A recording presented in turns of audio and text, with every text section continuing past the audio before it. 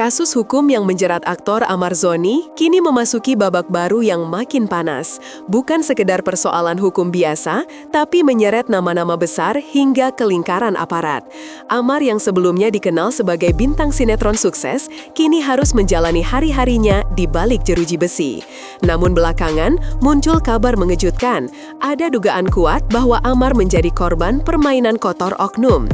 Isu pemerasan hingga ratusan juta rupiah mencuat, membuat publik kian geram. Banyak pihak mulai bersuara menuntut keadilan yang sesungguhnya. Sebuah pengakuan mencengangkan datang dari pihak Amar Zoni. Disebut-sebut ada oknum yang meminta uang hingga 300 juta rupiah agar kasus Amar tidak naik ke meja hijau. Pengakuan ini menggegerkan dunia hiburan dan hukum tanah air. Sang kekasih, Dr. Camelia, bahkan mengaku ikut mendapat intimidasi dari nomor-nomor tak dikenal. Tekanan demi tekanan terus datang, seolah ada kekuatan besar yang ingin menekan Amar. Kini, pihak Amar tak tinggal diam. Mereka melaporkan dugaan tersebut ke Propam Polri agar keadilan benar-benar ditegakkan. Langkah hukum ditempuh. Pihak Amar Zoni melalui kuasa hukumnya secara resmi melaporkan oknum yang diduga terlibat pemerasan ke Divisi Propam Polri. Propam kini mulai turun tangan. Seperti diketahui, Propam adalah lembaga internal Polri yang bertugas mengawasi kedisiplinan dan menindak pelanggaran kode etik anggota kepolisian. Laporan ini menjadi sinyal bahwa kasus Amar Zoni bukan sekedar isu hiburan, melainkan persoalan hukum serius yang berpotensi membuka praktek gelak di balik tembok penjara. Tak main-main, Kapolri Jenderal Listio Sigit Prabowo akhirnya buka suara.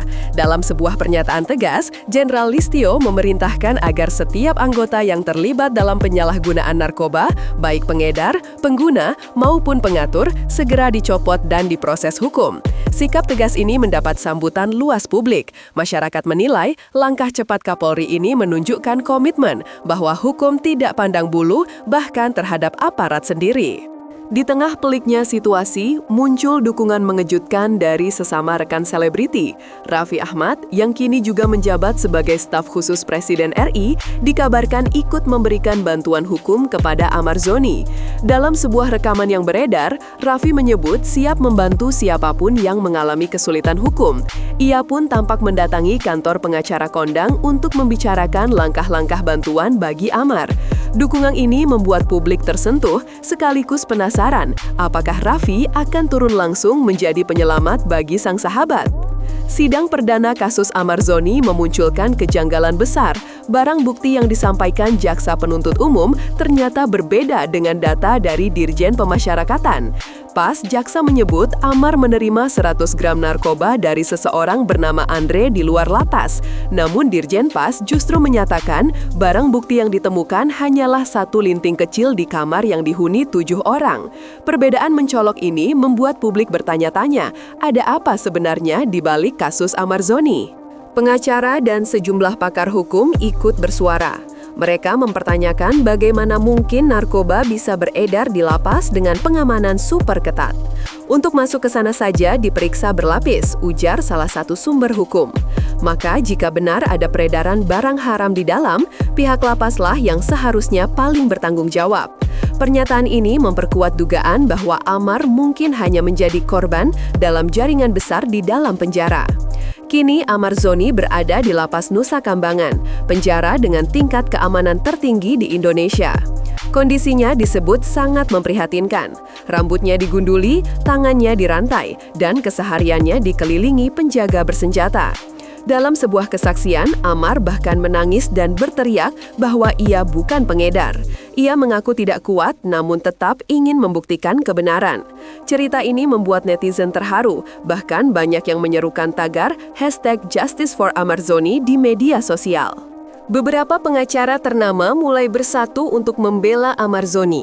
Nama-nama seperti Firdaus Oiwobo, Otto Hasibuan, dan Ustadz Dery Sulaiman dikabarkan siap bergabung dalam tim hukum Amar.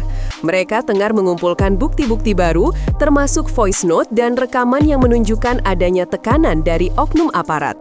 Amar siap membongkar rahasia besar di dalam lapas, ujar salah satu kuasa hukum.